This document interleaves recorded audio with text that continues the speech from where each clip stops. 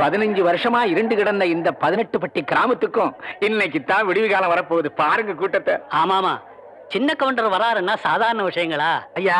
18 பட்டி கிராமம் கூடி கிடக்குதுன்னா சூடு சொரணை இல்லாம இல்ல, எதையும் நல்லபடி பேசி தீர்த்துக்கலாம்னுதா. ஆமா ஆமா, என்னைக்கு சக்கர கவுண்டர் அப்பாட்டிக்கு மரியாதை கொடுக்கலன்னு கோயில் எடுத்து பூட்டினாரோ அன்னைக்கே வெட்டு குத்துனா ஆயிருக்கும்ல. எவன்டாவ வெட்டு குத்து பத்தி பேசுறவன்? எதிரில் நின்று பேச யோகியதை இல்லாதவங்க எல்லாம் இப்ப எதிர்த்து பேச ஆரம்பிச்சிட்டீங்களா? அதான் மச்சான் அப்பவே சொன்னேன், இவங்க பஞ்சாயத்துல நமக்கு வேணா கோர்ட்டுக்கு போலாம்னு. நம்ம 18 பட்டிக்கும் கோர்ட்டு இந்த ஆலமரத்தடி பஞ்சாயத்து தான். இங்க கொடுக்கிற தீர்ப்பை மீறி எவனும் இது வரைக்கும் எந்த கோர்ட்டுக்கும் போனதில்லை. ஏன் சின்ன கவுண்டர் வந்துட்டாருங்க. சின்ன கவுண்டர் வராரு. ஐயா வராரு.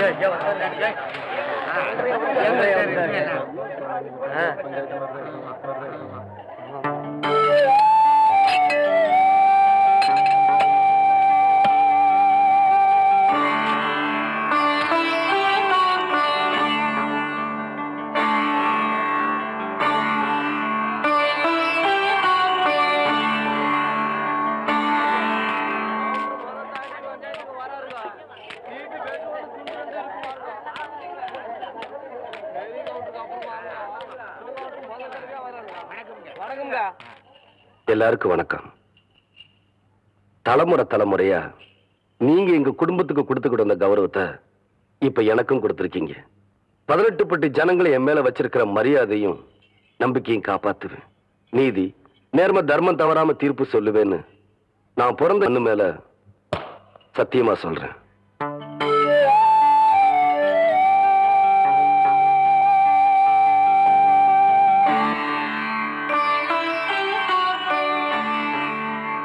வழக்க ஆரம்பிக்கலாம்.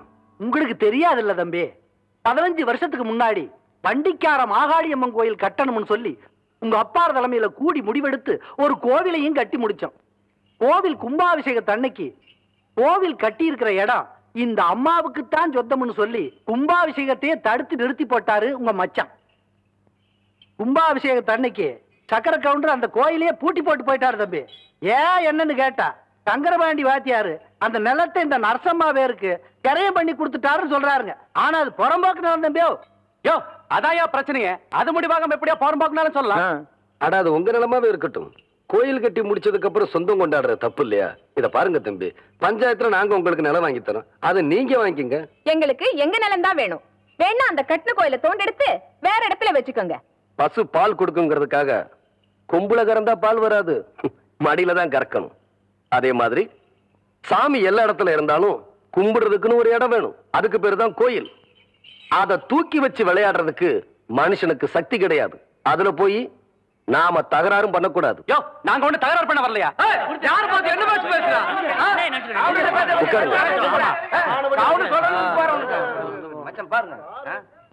ஊருக்கு சொந்தமான நிலத்தை உங்க நிலம்னு சொல்றீங்க, அதுக்கு ஏதாச்சும் ஆதாரம் இருக்குதா?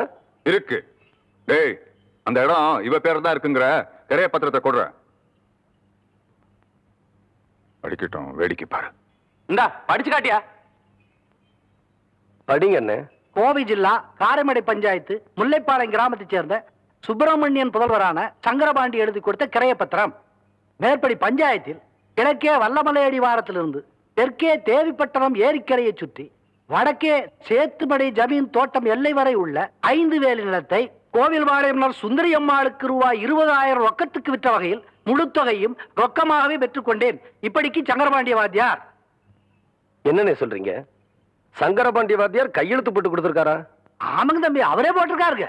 ஏன் மகாலிங்கம், இதே கேஸ் நம்ம கோர்ட்டுக்கு வந்துச்சுன்னா ஜட்ஜ்மெண்ட் சொல்ல எவ்வளவு வருஷம் ஆகும்? ஒரு 15 வருஷம் போட்டு ஜவ்வில பெடுத்துற மாட்டீங்க. என்ன சொன்ன? உண்மை தான் சொன்ன. சுமாரியா? அப்படின்னா இந்த பஞ்சாயத்துக்கு தீர்ப்பு சொல்ல வேண்டிய நேரம் வந்துருச்சு.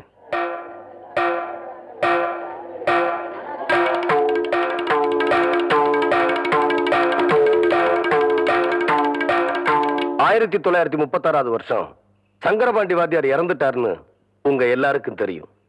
1937 வருஷம் இந்த பத்திரம் கரையம் பண்ணிருக்காங்க. இது முதல் தப்பு. சங்கரபாண்டி வாத்தியார்னா எல்லாரும் பள்ளிக்கூட வாத்தியார்னு தப்பா நினைச்சுக்கிட்டு இருக்கீங்க. ஆனா அவரு எழுத படிக்க தெரியாத சிலம்பம் கத்து கொடுக்கிற குஸ்தி வாத்தியார்னு நிறைய பேருக்கு தெரியறது இல்ல. எங்க அப்பா இறந்து போனப்போ ரிஜிஸ்டர் ஆபீஸ்ல வந்து அவர் கை நாட்டு போட்டாரே தவிர கையெழுத்து போடல. அதனால இந்த பத்திரம் பொய்யான பத்திரங்கிறது உண்மையாயிருச்சு. இது ரெண்டாவது தப்பு. இந்த நிலம் நம்ம கோயிலுக்கு தான் சொந்தம். இந்த கோயில் நம்ம 18 பட்டிக்கு சொந்தம்னு தீர்ப்பு சொல்லி உங்ககிட்ட இருந்து நான் விடுதலை வாங்கிக்கிறேன். நீங்க நல்லா இருக்கணும் ஐயா. ரொம்ப நல்லா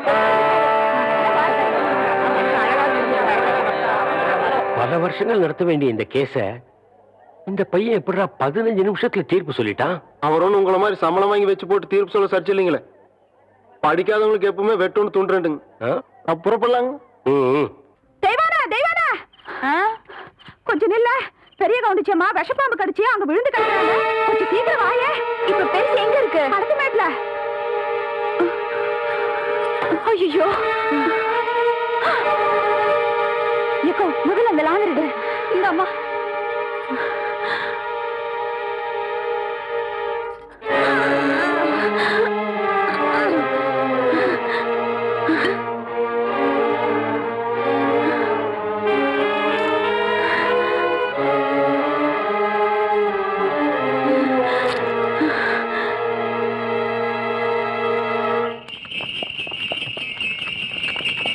கவுண்டரியா, ஐயா ஐயா ஐயா, நம்ம பெரிய கவுண்டிச்சியா பாம்பு கடிச்சு போட்டுச்சியா. வயக்காட்டுல நேற்று ராத்திரி விஷ பாம்பு கடிச்சு போட்டுச்சியா. ஓட்டுற வண்டிய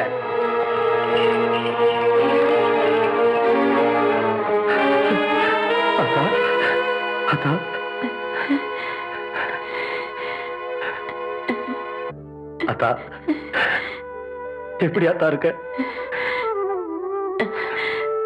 பதறாதையா, எனக்கு ஒண்ணு ஆகல. என்னைய என் ஆத்தா காப்பாத்தி போட்டா. யாருன்னு பாக்குறியா? எல்லாம் அந்த சிரிக்கி தேவானதா ஐயா.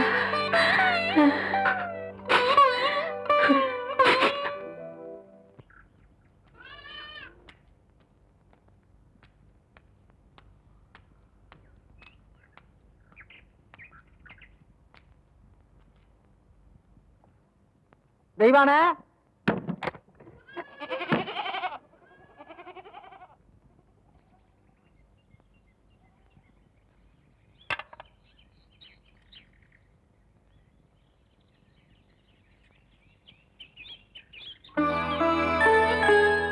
என்ன புள்ள அப்படி பாக்குற? ஐயா வீட்டுல ஏதாச்சும் விசேஷங்களா? போன என் ஆத்தாளோட உசிரியே திருப்பி கொண்டாந்தவ நீ ஒண்ணும் தெரியாம மாதிரி கேக்குறியே. எல்லாம் உனக்கு தான் புள்ள, எடுத்துக்க.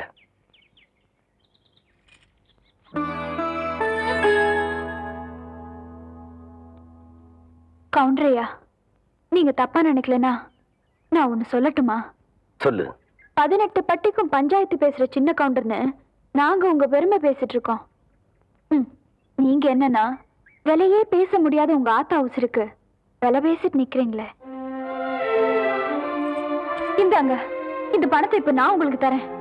20 வருஷத்துக்கு முன்னால செத்து போன ஏன் ஆத்தாளோட உசுர உங்களால திருப்பி தர முடியுமா? உங்க ஆத்தாள நான் காப்பாத்தும் போது இந்த காசு என் கண்ணுக்கு தெரியலையா. ஆத்தாளோட பாசம் தாயா தெரிஞ்சுது. பொறப்புல ஏழையா இருந்தாலும் பாசத்துக்கு கட்டுப்படுவோமே தவிர பணத்துக்கு கட்டுப்பட்டு பழக்கமே இல்லையா.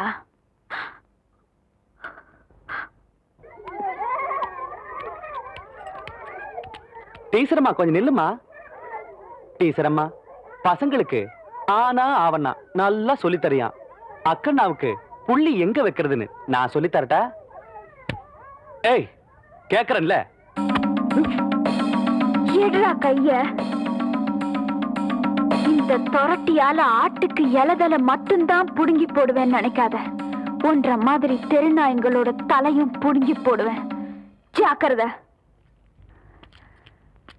தெய்வானே, உன் தங்கச்சி மேல கை வச்சு போட்டேன்னு பாதறியா? சரின்னு சொல்லு, உன் மேலே கை வச்சிடுறேன்.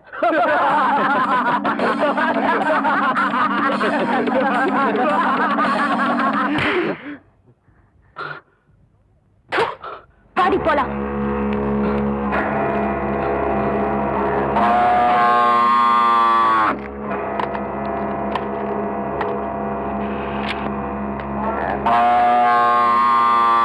என்ன பூச்சி கத்துதே இந்த காளை? சின்ன கவுண்டன் தோட்டத்துல தானே மேய்ஞ்சுது. மச்சான் கணக்கு காலாவதியாய் 3 மாசம் ஆச்சு மச்சான். புள்ள 3 வருஷத்துக்கு முன்னாடி உன் தங்கச்சியை படிக்க வைக்கணும்னு சொல்லி 5000 ரூபாய் கடன் வாங்கினேன். இப்ப வட்டியோட சேர்த்து 15000 ரூபாய் ஆச்சு. எப்போ நீ கட்ட போற?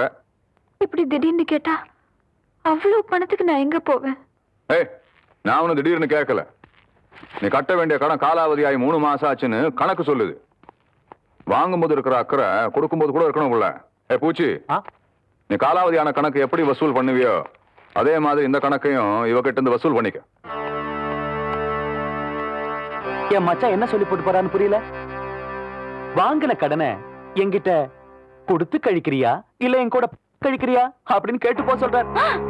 உனக்கு எப்படி வசதி? உன்ன மாதிரி கேடு கெட்டவனுக்கு முந்தி இருக்கிறத விட ஊர் ஜனங்க கிட்ட கையெந்திரது எவ்வளவோ மேலு. மொய் விருந்து வச்சாவது எண்ணி 4 நாள்ல உன் கடனை நான் அடைக்கல. நான் ஆவடிக்கு பொண்ணு இல்லடா.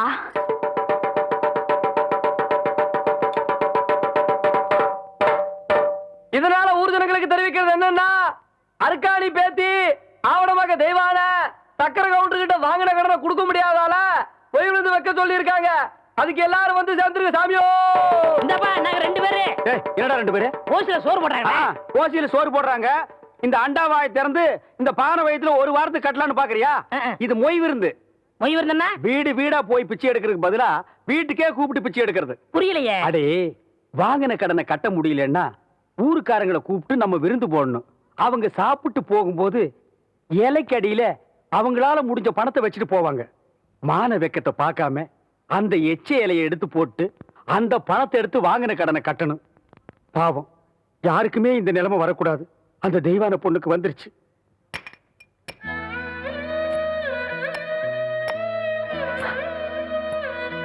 ஓய்வு இருந்து வச்சிருக்கேன். உங்களால ஆன உதவிய செய்யணும். பாத்தியாடா தவசி, ஒவ்வொருத்தருக்கு நேரம் ஒரு தடவை தான் வரும். நீ கொடுத்த பணத்தை தூக்கி எறிஞ்ச சிரிக்கி இப்ப ஊடு ஊடா இறந்துகிட்டு வராளாம்.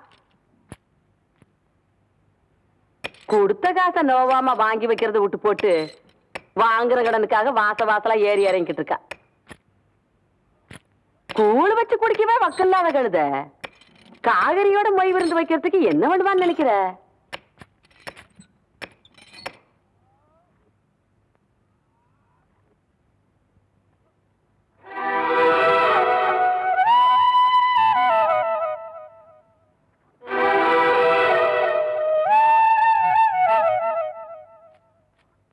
காசுக்கு வக்கில்லாதவளா இருந்தாலும் கவருதையில இந்த கவுண்டச்சிக்கு குறைஞ்சவ இல்லைங்கிறத காட்டி போட்டு போற அவத்திய.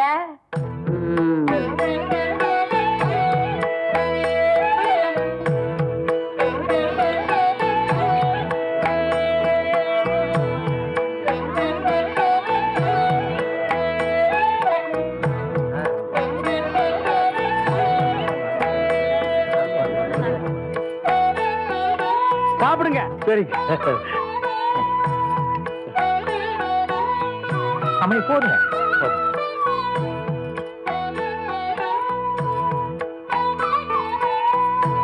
மொய் வைக்க போறீங்கல்ல? ஆமாங்க. அப்ப சாப்பிடுங்க. ஓ, பாயசம் கொண்டாங்க. நேரம் இருக்குல்ல.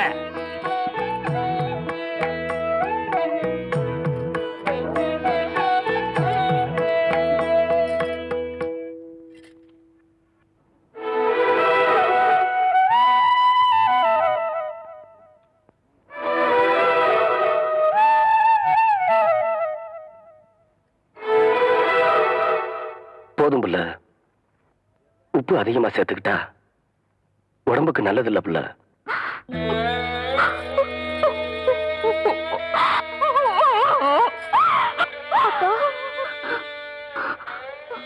நமக்கு இந்த நிலைமை வந்ததுக்கு அருளவதையே அரிச்சு குடிச்சிருக்கலாம் அக்கா. அதை செய்யறதா ஆத்தா நம்மளை விட்டு போனப்பவே அதை செஞ்சிருப்பேன். ஆத்தா மனசுப்படி ஒன்னு ஆளாக்கி பார்க்கணும்னு நான் ஆசைப்பட்டுட்டேன். அதுக்காக எத்தனை சோதனை வந்தாலும் நான் தாங்கிப்பேம்மா. அம்மணி, தெய்வானே, இப்படி ஆளாளுக்கு மாத்தி மாத்தி அழுதுட்டு இருந்தா எப்படி மணி? பந்தி முடிஞ்சு போச்சு மணி. இலைய நீ தானே எடுக்கணும். பாம்பணி,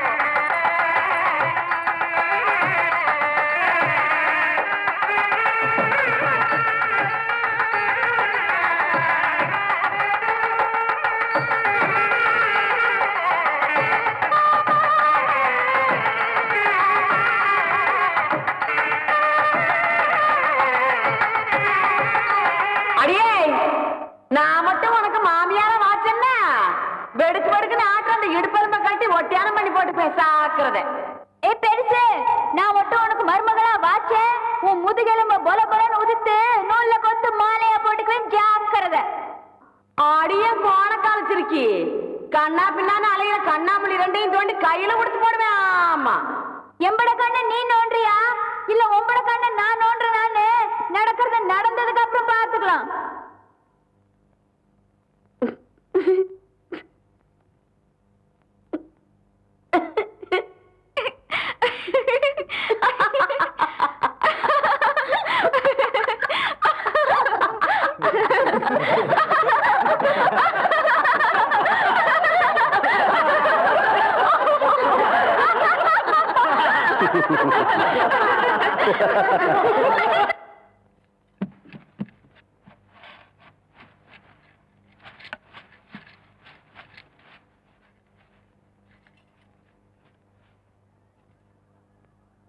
வாதாயி,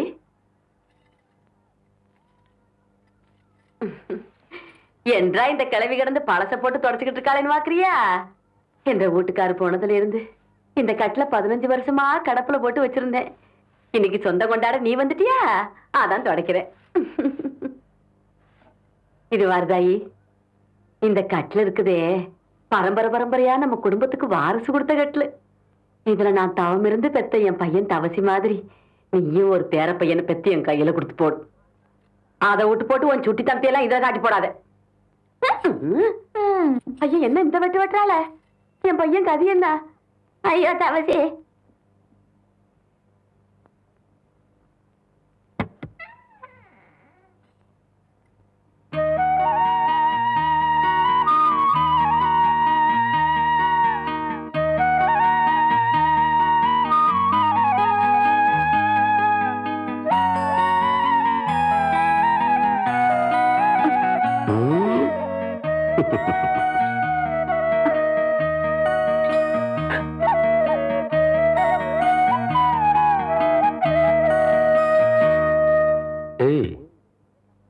என்னது?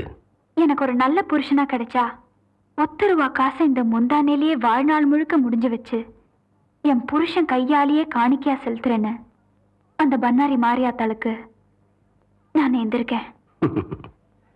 ஏம்பல, எந்த மேல உனக்கு நம்பிக்கை இல்லையா? ஐயோ, அப்படிலாம் இல்லைங்க.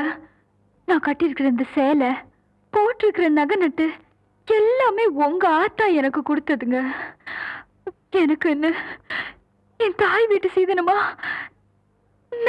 எதையுமே.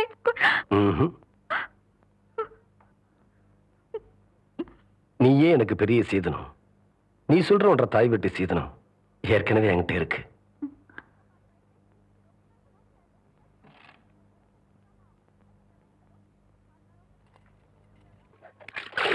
ஏண்டே சொம்புருட்டி ஆசாரி, ஆத்து பக்கம் ஒரு பொம்பளை போக கூடாது. அதுல மட்டும் நல்லா விவரமா இருப்பேன். 3 சக்கரத்துல ஒரு சக்கரம் சரியில்லைன்னா அதை போட்டு இந்த நரம்புறிய. ஆத்தா, இது வரைக்கும் 7 வண்டி செஞ்சாச்சு. 7 வண்டியில ஒரு வண்டி கூட ஒரு குழந்தைய காணோம். 3 சக்கரத்துல ஒரு சக்கரம் ஓட்டைன்னு ரொம்ப தான் அங்கலாச்சுக்கிறீங்க. பேசுவியடா, நீ எல்லாம் பேசுவ. உனிய சொல்லி குத்தம் இல்ல. நான் பெத்ததும் அப்படி, எனக்கு வந்து வாச்சதும் அப்படி. கேட்டியா புள்ள? ஆத்தா ஜாடமாடியா சொல்றது உன்னையத்தான். சும்மா இருங்க. எதை எப்போ செய்யணும்னு எனக்கு தெரியும். அக்கா, வெளிநாட்டுல எல்லாம் குழாயிலேயே குழந்தை பத்தி தராங்களா? அப்படியா புள்ள? நீங்க சும்மா இருங்க மாமா. அக்கா மட்டும் சரின்னு சொல்லிட்டோம். நானே உங்களுக்கு குழந்தை பத்தி தரேன். சரி புள்ள. எப்படி சொன்ன?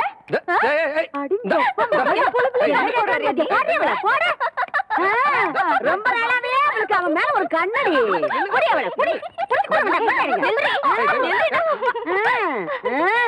ஏண்டி, என் பொழுப்புல பங்கு போட வந்தியா? இப்ப அவ என்ன சொல்லி போட்டான்னு சொல்ல வேண்டியத மாமா கிட்ட தனியா சொல்லி இருக்கலாம்ல. நம்ம விஷயத்தெல்லாம் அப்புறம் வச்சுக்கலாம்.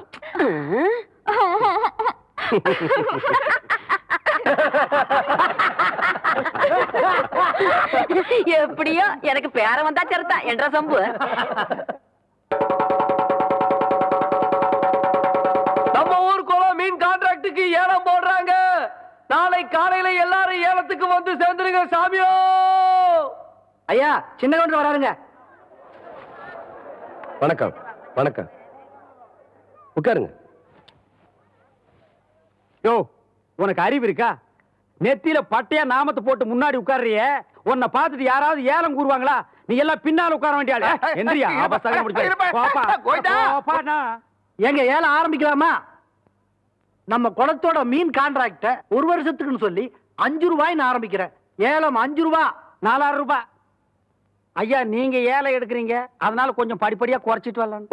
சும்மா 500 ரூபாய், 1000, 5000 ரூபாய், 10,000, 20,000, 30,000, 40,000.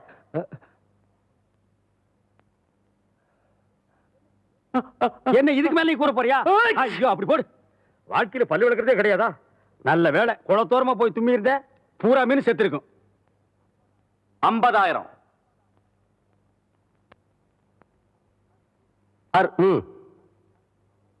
அவங்களே எடுத்துக்கிட்டும். சக்கரை கவுண்டர் 50,000 ஒரு தரம், சக்கரை கவுண்டர் 50,000 2 தரம், சக்கரை கவுண்டர் 50,000 3 தரம். ஏன்டா மலிசாமி உங்க சின்ன கவுண்டர் எந்திரிச்சு போறாரு? வருஷம் அவர் எடுக்கிற குளத்தை சக்கரை கவுண்டர் எடுத்துட்டாருல, அதனாலதான் கோச்சிட்டு போறாருன்னு நினைக்கிறேன்.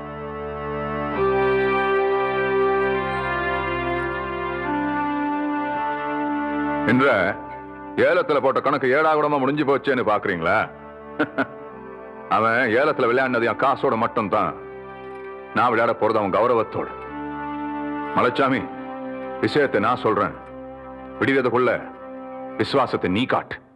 ஏம்புல பால் கறக்க போன சின்ன கறப்பன இன்னும் காணங்கிற விடிஞ்சு தின்னாரு அதுல அவன் என்ன பண்ணிக்கிட்டு இருக்கான்? எனக்கு மத்தியான சாப்பாட்டுக்கு வந்துருவீங்கல்ல அக்கோய்? அட. மத்தியான சாப்பாட்டை மாமனுக்கு நான் கொண்டு போறேன். ஏன்னா பள்ளிக்கூடம் எனக்கு லீவு. ஏண்டி அவ பண்ணாட்டியா நீ பண்ணாட்டியா? ஏ மாமனுக்கு நான் கொண்டு போற கசக்குதாக்கும். ஏ மாமோய் ஏய் ஐயா அட, கவுண்டர் ஐயா, என்ன ஐயா ஐயா என்றா இப்படி ஓடியார? ஐயா நம்ம ஊர் குளத்துல யாரோ விஷத்தை கலக்கி போட்டாங்க. மீன்லாம் செத்து மிதக்குது. தண்ணி குடிக்க வந்த மாடு எல்லாம் செத்து போச்சுங்க. ஊரே அங்க கூடி இருக்கு.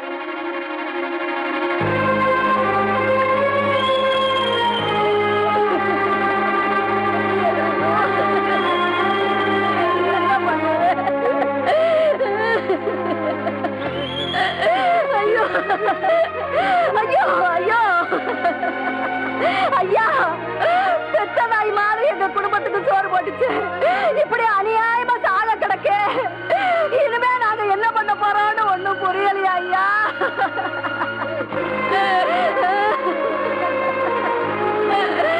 இப்படி நம்ம ஊர்ல நடந்ததே இல்லைங்க. ஐயோ இதை நம்பித்தானே நாங்க இருந்தோம். ஊரு குடிக்கிற தண்ணியில விஷத்தை கலந்துட்டாங்க. இனிமே நாங்க குடிக்கிற தண்ணிக்கு எங்கயா போவோம்? ஒரு வருஷம் குளத்தியால கைவிட்டு போயிருச்சுன்னு இப்படி பண்ணிட்டாரே, நியாயமானு கேளுங்கய்யா.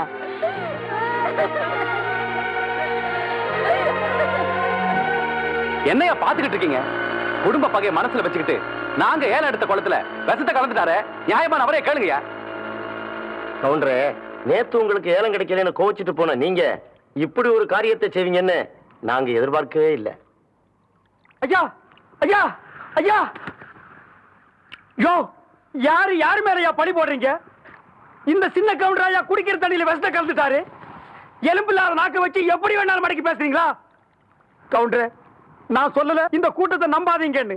நேத்துக்கு நம்புனீங்க, இன்னைக்கு கால வாரிட்டாங்க பாத்தீங்களா? யோ, கால வாரினது யாருன்னு பஞ்சாயத்து முடிவு செய்யட்டும். நாளைக்கு பஞ்சாயத்துக்கு சின்ன கவுண்டர் வர சொல்லு. என்னையா சொன்ன? பஞ்சாயத்துக்கு சின்ன கவுண்டர் வரணுமா? நீங்க விடுங்க கவுண்டர். பின்ன பாருங்க. வெல்ல, சந்தேகப்படுறதுக்கு எல்லாத்துக்கும் உரிமை இருக்கு. குற்றவாளி யாருன்னு முடிவு பண்ண வேண்டியது பஞ்சாயத்து தான்.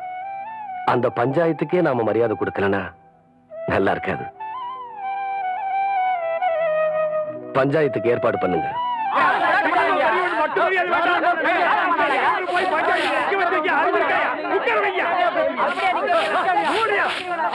நிறுத்துங்கய்யா, நிறுத்துங்க. என்ன ஆளுக்கான கசம்சான பேசிக்கிட்டு இருக்கீங்க?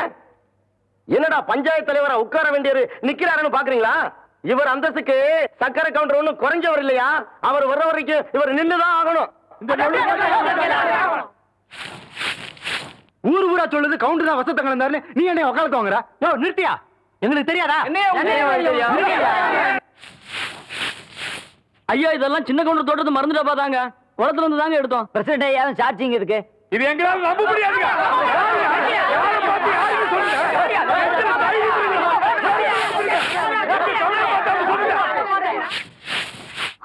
அக்கா அக்கா அக்கா மாமா மாமா இங்க பஞ்சாயத்து போயிட்டாங்களா? எங்க அப்பா வீட்டுல பேசிட்டு இருந்ததை நான் கேட்டேன். மாமாவை பஞ்சாயத்துல சிக்க வைக்க போறாங்களா? குளத்துல விஷம் கலந்தது மாமான்னு சொல்ல போறாங்க. பொய் சாட்சி சொல்ல மலைசாமி போயிட்டு இருக்கு. எப்படியாவது காப்பாத்துக்கா.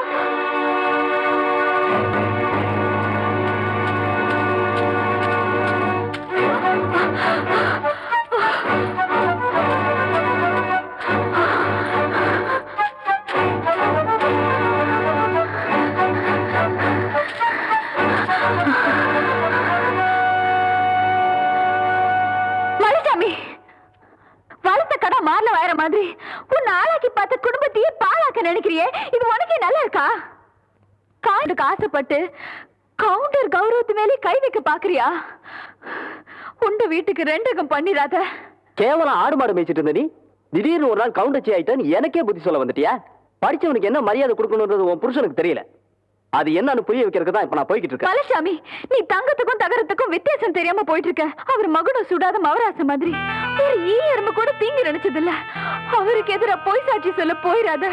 உன் கால்ல வந்து கேக்குறேன், அவருக்கு துரோகம் பண்ணிடாத.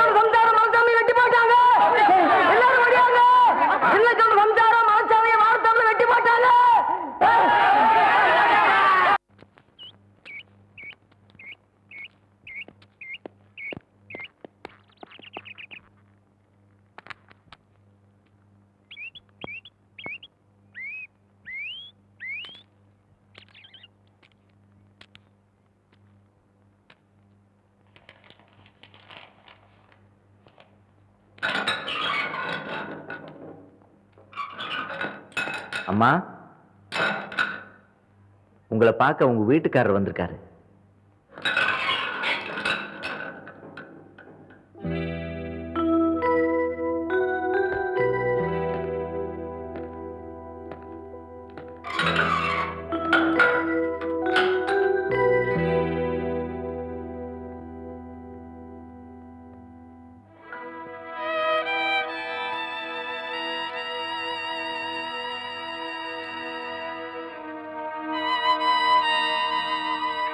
இவ்வளவு பெரிய காரியத்தை நீ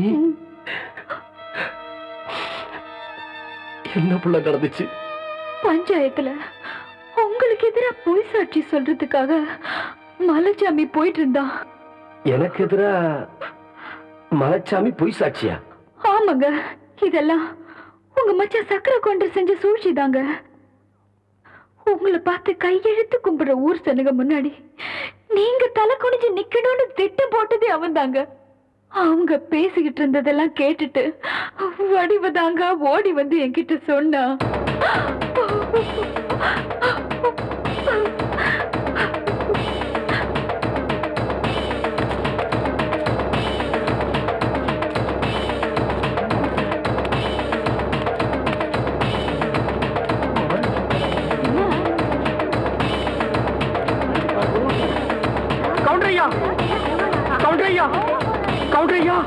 ஒரு சின்ன எறும்புக்கு கூட தீங்கி நினைக்காத நீங்களா இப்படி? வேண்டாம் ஐயா, நியாயத்துக்காக மட்டுமே துண்ட தூக்குற இந்த கையால மனசுல துண்டு போட அருவாளை தூக்கிட்டீங்களே. வேண்டாம் ஐயா, இந்த பூமி தாங்காதியா.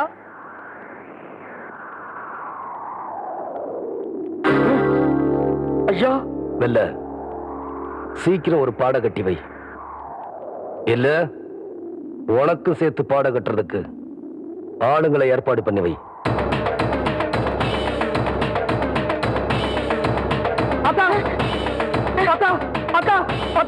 சக்கரை கவுண்டர் வீட்டுக்கு சின்ன கவுண்டர் கோபமா அருவாளை தூக்கிட்டு போறானா? ஐயா, இந்த நேரத்துல இவன் எதுக்கடா அங்க போறான்? அதை கேட்டதுக்கு தான் இந்த துண்டை தூக்கி போட்டுட்டு போய் ஒரு பாடம் கட்டு வைன்னு சொல்லிட்டு போறாரு ஆத்தா. அவர் போற வேகத்தை பார்த்தா என்ன நடக்கும்னு தெரியல ஆத்தா.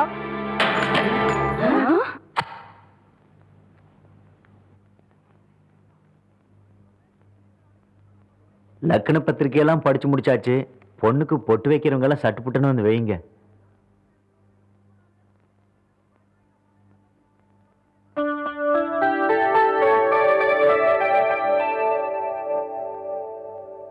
என்னை அப்படி பாக்குறீங்க? அக்கா பொண்ணு நிச்சயதார்த்தம், அதுக்கு வந்திருப்பாரு.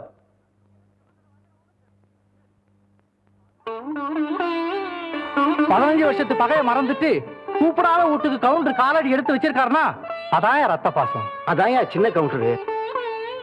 ஊரு பேரு தெரியாதவ விட்டு கல்யாணத்துக்கு உரிமையோட போற வழியா சின்ன கவுண்டரு. இது சொந்த அக்கா பொண்ணாச்சே.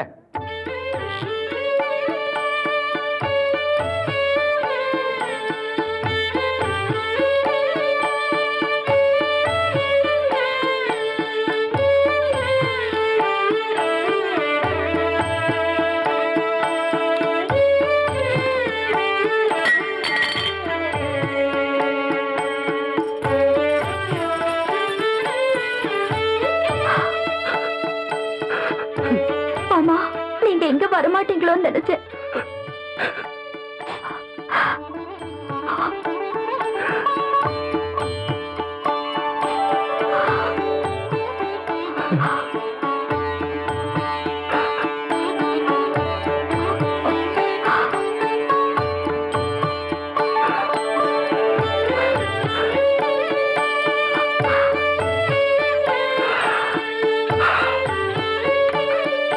நீ கல்யாணம் முடிச்சு உன் புருஷன் கூட இந்த ஊரை விட்டு போகும்போது இந்த தாய்மாமன் ஓட்டு சீதனமும் கூட வரும்.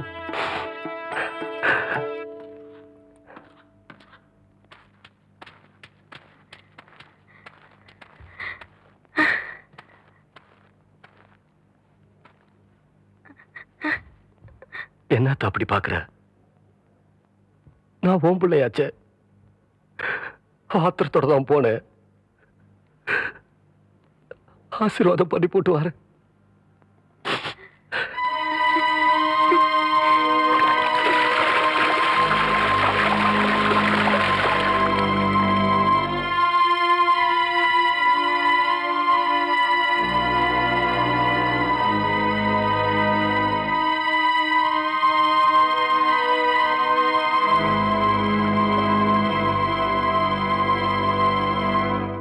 நீங்க அப்படி பாக்குறீங்க? ஒண்ணும் இல்ல புள்ள, நீ சாப்பிட்டியா? என்னைக்கு நீங்க இந்த தொட்டு தாலி கட்டினீங்களோ அன்னையிலேருந்து இந்த உடம்புல உசுறு இருக்கிற வரைக்கும் நீங்க சாப்பிட்ட எச்ச இலையிலையோ இல்ல எச்ச தட்டிலையோ தான் நான் சாப்பிடுவேன். இல்லைன்னா நான் சாப்பிட மாட்டேன். என்னங்க நான் அப்படி பாத்துக்கிட்டு இருக்க ராசா? ஒண்ணுமில்ல அத்தா, என்னால சாப்பிட முடியல.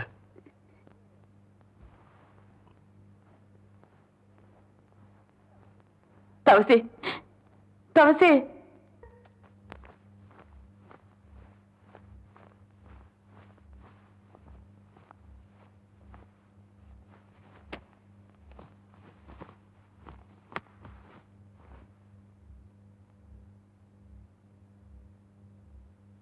அத்தா, தெய்வான் இல்லாத வீட்டுல எனக்கு மட்டும் இல்ல, யாருக்குமே சந்தோஷம் இல்ல. எத்தனை ரூபா செலவானாலும் சரி, அவளை நான் கூட்டிட்டு வர போறேன் அத்தா.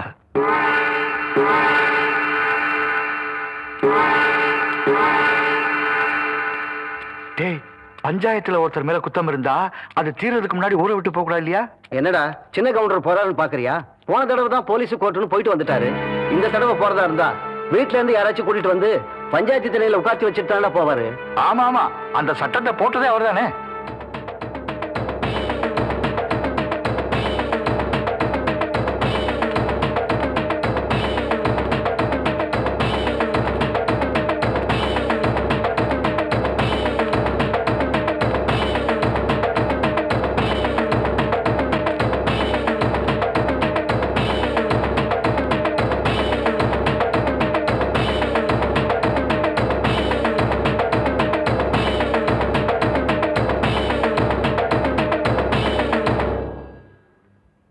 அத்தா, வெள்ள மடக்கில் இருக்கிற தண்ணி நல்ல தண்ணி.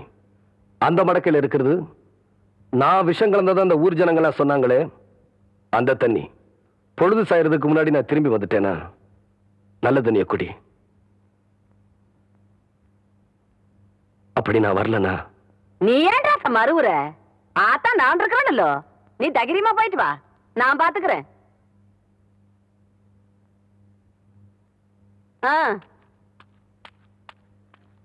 இத பாருங்க கவுண்டரே, கோர்ட்டு கேஸ்னு வந்தா நாங்க சொன்னபடிதான் கேட்கணும். அதை விட்டு போட்டு நான் தான் கொன்னேன்னு தொடர்ந்து உண்மையே பேசிட்டு இருக்கும் சம்சாரம். அப்படி இருந்ததுன்னா கண்டிப்பா ஜாமீன்ல எடுக்கவே முடியாது கவுண்டரே. என்ன வைக்கலையா? இதுக்கு வேற வழியே இல்லையா? ஒரே ஒரு வழிதான் இருக்கு கவுண்டரே. என்னங்க? பொய் சொல்லணும். அப்படி பொய் சொல்லன்னு வச்சுங்க எங்க பொழப்பு நடக்காது.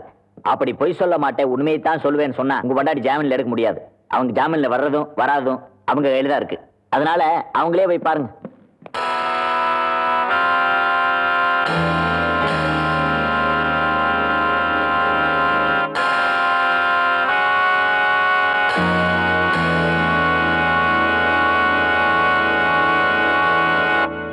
நான் சொன்னதுல என்னங்க தப்பு? ஊருக்கே நீதி சொல்ற கவுண்டரோட பொண்டாட்டி உண்மையை சொல்றதாங்க நியாயம். நான் செஞ்ச காரியத்துக்காக வெக்கப்படலீங்க, பெருமைப்படுறேன். இல்ல புள்ள, 1.5 கடத்துல தாலி கட்டினதுக்காக நான் தான் ரொம்ப பெருமைப்படுறேன்.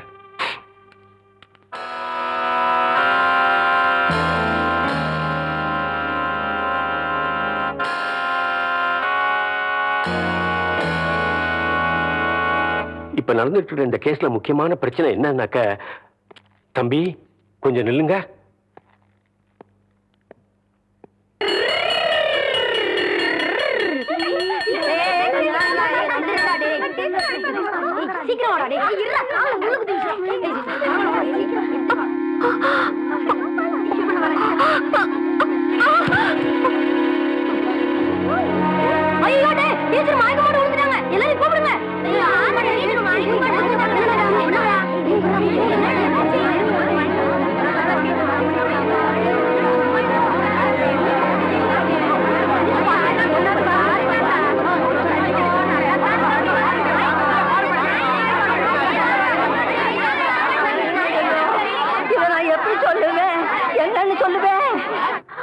ஒரு நூலு 2 நூலு அறுந்து போச்சுன்னா முடிச்சு போட்டு தறி நெஞ்சிடலாம். நூலு முச்சூட அறுந்து போச்சுன்னா எப்படி தறி நெய்கிறது? ஐயோ, கவுண்டர் விட்டு ஆம்பளைகளே அடுத்த விட்டு பொண்ணுங்களை திரும்பி பார்க்க மாட்டாங்கன்னு பெருமைப்பட்ட காலம் போய் கவுண்டர் விட்டு கன்னி பொண்ணு எவனோ ஒரு முகம் தெரியாதவனுக்கு முந்தி விரிச்சுட்டான்னு ஊரு பேசுற மாதிரி வச்சுட்டியே. ஆறுல சனின்னா அர்ச்சனை பண்ணிடலாம், நீ பேர்லயே சனியை வச்சுக்கிட்டு இருக்கிறியே. யாருடி? யாரு உன் வயிற்றுல வள வந்த பிள்ளைக்கு அப்ப யாரு? ஐயா சொல்லு, ஐயா சொல்லுடி. ஆத்தா கிடந்து இப்படி தவிக்குது இல்ல, யாருன்னு உன் வாயை திறந்து சொல்ல முடி.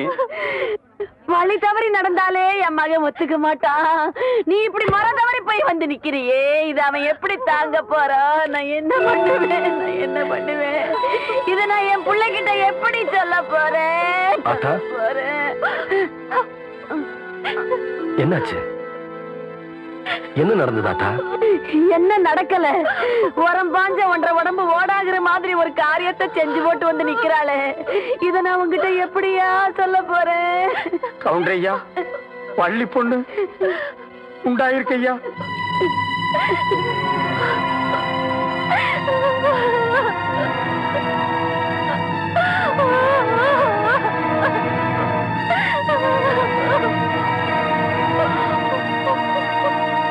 ஊருக்குள்ள ஒரு தப்பு நடந்தாலே கவுண்டர் சரியா விசாரிச்சு தீர்ப்பு சொல்லுவாரு. இப்ப தான் வீட்டுக்குள்ளே நடந்தத விசாரிச்சு சொல்லாமலா இருப்பாரு?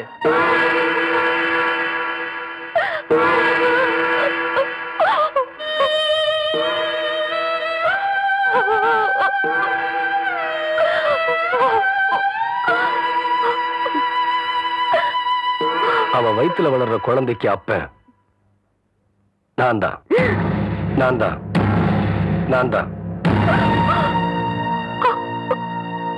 பெரிய மனுஷன் வீட்டு விஷயம் இப்படித்தாப்பா. பொண்டாட்டி இருக்கும் போதே இன்னொன்னு வச்சுக்குவாங்க. இது கவுண்டர் விஷயத்துல உண்மையாயிடுச்சு பாத்தியா?